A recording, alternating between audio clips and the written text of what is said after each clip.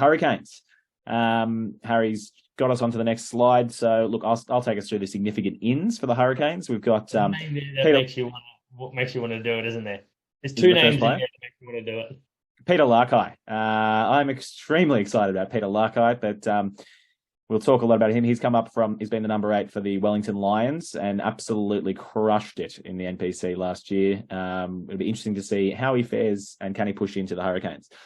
Brett Cameron, fly half, has come across. He used to play be a backup for the Crusaders.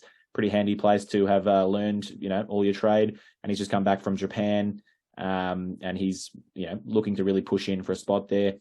Kini Naholo, another great name. He's just come from the Crusaders. Not a bad place to learn your rugby. Also, a great place to continue learning your footy. Look, he's just looking for some game time and to push in. It's hard to find game time in that New Zealand conference, but he should be very good. And we've got a few other players, Daniel Sinkinson and Riley Higgins. Also, Higgins, really exciting in the NPC as well. He's a centre. Started inside centre, 80 minutes every week in the championship winning team that beat the Christchurch side, so Canterbury side. So he's just in a Super Rugby team that has a hell of a lot of centres. So anyway, and if it makes you even more keen, Cargie, he also played all the way through schools and age group with Peter Lakai. So absolute cohesion between the two of them. Just put them in and let them run. Ben Darwin would be happy. Love it. That's right. Who wants to take us through the outs? I'll knock it off. Yep, go for it. Alex Fidow, and Benny May, both props gone. Ben May retiring. Scotty Scrafton, the lock gone to Benetton in Italy. Blake Gibson, who ended up having a pretty good back end of the year last year, gone to Sungoliath in Japan. Richard Judd, the halfback, gone to USA to the San Diego Legion. Of course, their mascot is a whale's vagina. The Jackson Garden Bishop gone the fly half to Japan. Tay Walden gone to USA to New York. Wes Huijsen, who has been exceptional for the side for so many years, another overachiever, I think, gone to Edinburgh in Scotland. And Pepasano Patafilo as well, gone to the Crusaders, who was an exciting winger as well. So many guys there that are just, great impact squad players, either in the 23 or the starting side. There's a lot of places to fill, which might mean there's a little bit more of a change up in their 23, which we'll get to. And, there was a lot of short-term players that had injury contracts last year that are no longer there as well. Lenny Apasai, probably the hooker, who's gone off to the Highlanders as well. Yep, good shout. And look, that takes us to ripping into the best 15 for the Hurricanes in 2023. Bit of contention about loose head prop here. We've discussed it a lot between Pori Ricketti-Stone and Xavier Numia for mine. Who is not in the 23, I thought. Didn't we get rid of him? He's made it. I thought we punted him. No, well, for mine... I added him, sorry. Yeah, good on you, Nels. Bring him back in. Look, I think that Numia is awesome, but... one of them will be starting. Ricketti-Stone's obviously really good, and then he got injured. So, and Numia, we haven't yet to see, I think, his best footy yet. Starting at hooker, Asafa Amua, he will share some game time with his counterpart, Dane Coles, but surely it's his jersey. And look, he'll be really looking to push this year to make the All Black squad again for the World Cup. And then in tight head, as we said, we lost Ben May and some other props, but Owen Franks, hard to go past the experienced and seasoned campaigner that is Owen Franks. Absolutely will lock down that scrum there at tight head. Otherwise, they do have some other exciting players there. But Franks, I think, will be a starter. But it'll be sharing between him and Tyrell Lomax. So we'll see how they go. And then, in the locks, James Blackwell, just the stock standard, gets his work done week in, week out, plays all the minutes he can. And Isaiah Walker-Leaweri, player that I have frothed on for many a year and just need to see him get more game time. So excited that maybe he will this year. We'll see. There's a few names that may crack into this back row, but we've gone Devon Flanders in the 6 jersey. It's not how you pronounce it, mate. Come on, you're better than that. Flanders at the 6 jersey. Duplessis Carriffy, if he doesn't cut himself out of the 7 jersey. Artie Sevilla in the 8 jersey. Who knows? Maybe we see Artie Sevilla shift into the 7 after the Duplessis gets his 4th red card of the season in round 4. I don't know how he gets in. And then, maybe we get to see Peter Lackey slot himself in. But they've also got Reed Princep, TK Howden, Braden Yossi. They have mate, come on, we'll get into that. It's exciting. Then we go across into the halves. TJ Perenara in the 9 jersey. Who's that bum? Yeah, he's not bad. And then, look, we've gone Aidan Morgan. I mean, but there's definitely contention with Brett Cameron. He's a very good player as well, but we've gone Aidan Morgan as our 10. Yep, in the centres, we're going to stick with the All Blacks' new inside centre, despite being told by the coaching staff that he's not an inside centre until he was. Geordie Barrett and Balin Sullivan. Now, this is a contentious issue that we'll come to in our key questions. So much depth and competition there. That allows us to have Salisi Rayasi, Julian Sevilla, and Josh Morby in our outside backs. Morby just having an absolute breakout year, and his form probably makes it the easiest thing to push Geordie Barrett to inside centre because he was just so good last year. Yep, perfect. And then this brings us to the bench. Dane Coles, DC, backing up, as we talked about. I mean, he's probably 47 now. No, I'm joking, but he's I think he's turning 38 or 39 this year, but still just as good as ever. And then we've got on the bench Tavita Mafaleo in there at loose head. Dane Coles 36 for the record. Just 36. 10th of December. He turned 37 last year, didn't he? No, mate. He just turned 36, 10th of December. Oh, look, he's gone and edited his Wikipedia page. I'm telling you. He's 37 or 38, mate, all right? Not having Genius. But no, look, we've got on the bench either Tavita Mafaleo or Xavier Numia. Again, I'm going with Numia, so but we'll see. It's really toss a coin between them. And Tyrell Lomax. So I expect him to certainly share a lot of time with Franks. I mean, he's an All Black prop. Will be managed to minutes, but the guy who is killing me, Pelioso Tossi, is the other third backup tight head who is one of those guys like Pone Fama Alsili for the Rebels, who has also played a lot of number 8 before, and it's just a weapon. He made a few big runs for the Canes last year, and someone I got really excited by, but not sure how many minutes we'll see him play, but just keep an eye out for him if he is in there. We've gone Justin Sangster as the reserve lock. They've also got Dom Bird, Caleb Delaney, and a couple other names around there that might get a bit of a crack. And we've got Braden Yossi as the back row cover. He's an absolute weapon. Yes, we touched on a few other names there, but we want to see more of him in 2023.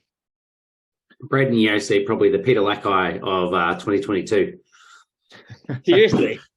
Put Sevilla at 6, at 7, and then put both of those in that back row. 100%. Just do it. Get rid of Karifi. Guys, it's definitely going to be Karifi starting at 7. On the bench, we'll pick 3 backs for all the sides. So we've got Jamie Booth, obviously came back from injury late last year and probably established himself pretty much as the backup there. They've obviously got a lot of depth, though, in the halfback position as well, particularly with Cam Roigard, obviously on the All Blacks radar as well.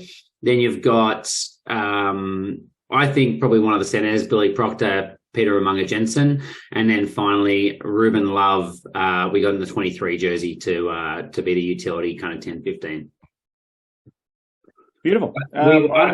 Key questions, guys. I don't think we've quite got to it yet.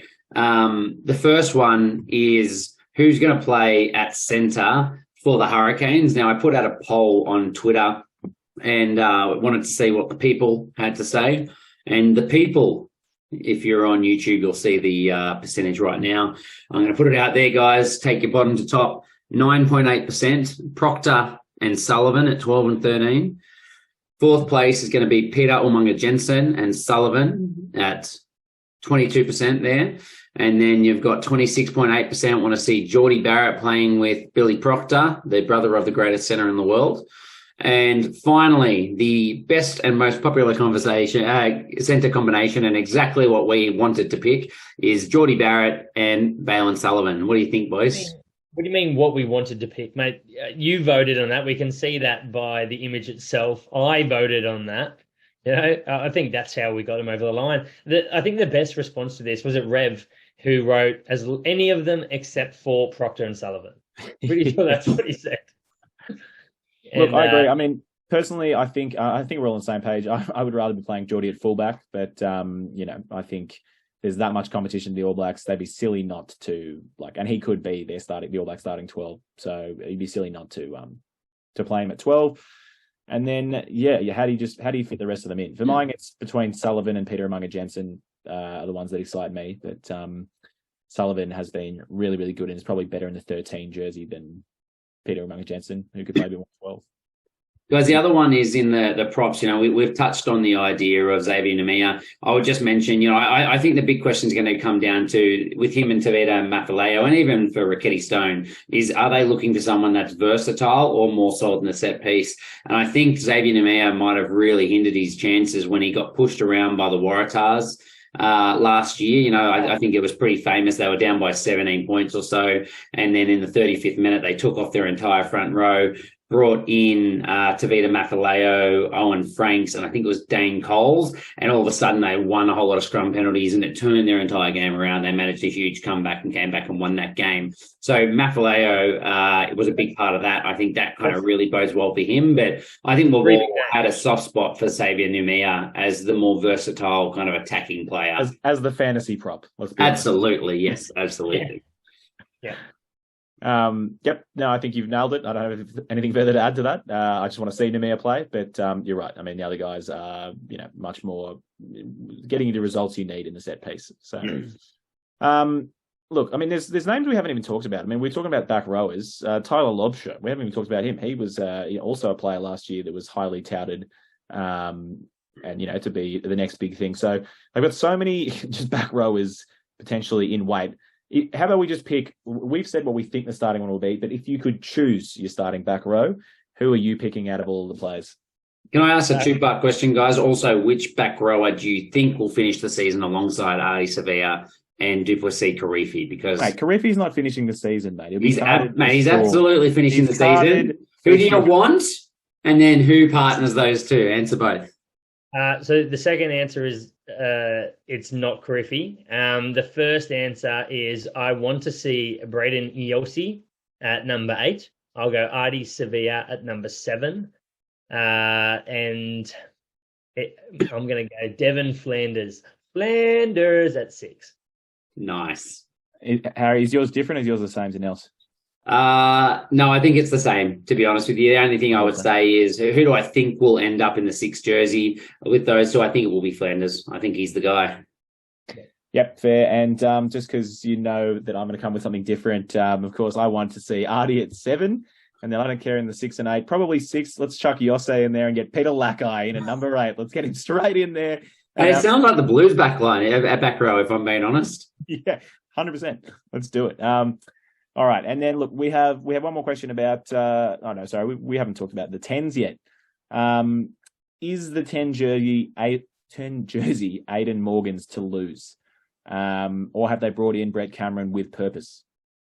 Look, I think it's his jersey to lose. Yes, he's very young. He's quite an exciting young player. Do they rush someone in, Brett Cameron in, to take that jersey straight off him without any cohesion with the players around him? I don't know. I mean, Brett Cameron's a very good player, 1 test cap. I wouldn't be surprised if he has a shot to make the jersey his own. It isn't a horrible thought to think, that he gets a good amount of game time while they keep letting Morgan develop because he's quite young. But I mean, it's hard. Cohesion's an important thing. Is Morgan your future or is Brett Cameron your future? That's probably what you got to decide.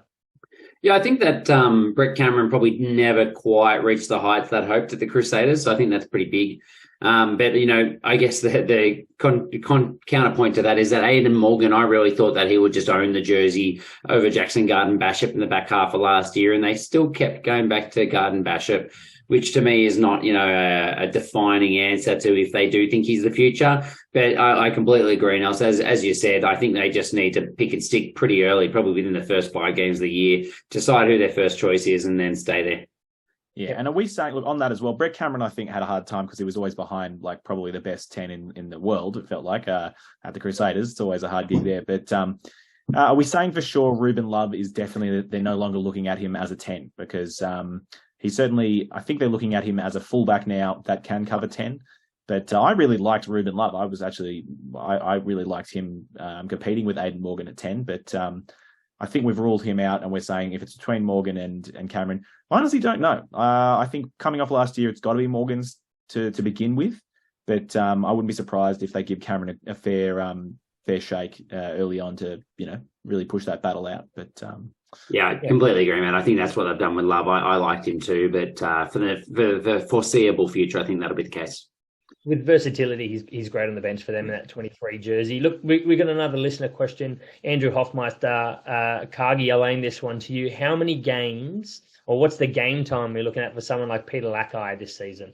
Look, as I already said, Matt, I'd chuck him straight in there starting game one. Not that we expect you. 80 minutes every week, basically.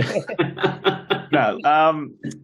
Look, realistically, you'd be pretty hard done by to throw him straight in. It's very rare that players come straight in and go and get a lot of game time, particularly with how many players they do have that they have been developing in those back row spots, with the likes of Yosse last year, Tyler Lobsher getting in there. Flanders has been absolutely struggling to get game time. TK Howden as well. We hadn't even mentioned him yet. He got a feature in a couple of games. So, God, he'd have to be doing something. He'd have to be putting them all on their ass consistently at training, to see any game time. But I think realistically, little game time. So feature a couple of games off the bench. We're not covering a winger in this 23 at all. So are we saying Julian Savia is an 80-minute player? 100%. It's the bus, mate. He is the bus. Mate, just move Geordie Barrett somewhere, you'll be fine. That's true. All right, let's push on then. Let's get on to stocks are rising. Again, we've kind of covered it a lot, but Aidan Morgan, definitely stocks are rising with Jackson Garden-Bishop gone. Yes, we just discussed him fighting with Brett Cameron for that jersey, but either way, I mean, it's, he's had one less guy who's been there for a very long time to fight with, so huge. And then Josh Morby, huge season. I think there's definitely some competition with Ruben Love there for the fullback jersey, but I think we've identified him as to start, and he had some pretty incredible games last year, particularly fantasy managers will remember a couple of 100-point games. So he'll be pretty good. Nell, stocks are falling. For the stocks are falling column, we have Peter Umunga Jensen. Cargie will be sad to hear that, with both Billy Proctor and Balin Sullivan in the Maori team last season. Both also in the All Blacks 15. They've both played there as well. Now you're throwing Geordie into that centre competition. There's a lot for him to overcome, Peter Umunga Jensen, to really have a solid year in that centre, either 12 or 13, but yeah, more likely that 12 jersey. So do you disagree with that? No, I think you're right. I think we forget Peter Umunga Jensen has played for the All Blacks, but he was injured a lot, and I think that's all fair what you've just said. Harry, do you want to round us out for the Canes with the Smokies to look out for? Yeah, man. Number one, I don't know if anyone will see this coming, but Peter Lakai, 19 years old, arguably best debut season since Artie Sevilla. We'll talk about more in the new Hot Shit podcast. At this point, I think we might just call it the Peter Lakai podcast, to be honest. But we'll see how we go. And the other one I've got is Caleb Delaney, 22 years old, 198 centimetres, 110 kilo. He played both lock and blindside flank for the Hurricanes last year. I think he's a really good chance to start in the 23 because of his versatility. He was very good in those positions as well. So I think he's a guy that maybe we haven't had too much chat about, that you actually might find pushing the likes of Sangster, who had a great year last year as well. And can I say, I forget which NPC team he played for, but he did play quite a lot of 6. I think he even played 8 in the NPC, the 2022 NPC. So you never know. We could see him be pushing in there at 6 for the Hurricanes. Yeah, absolutely. Beautiful. All right. Well, look, that rounds out the Hurricanes preview.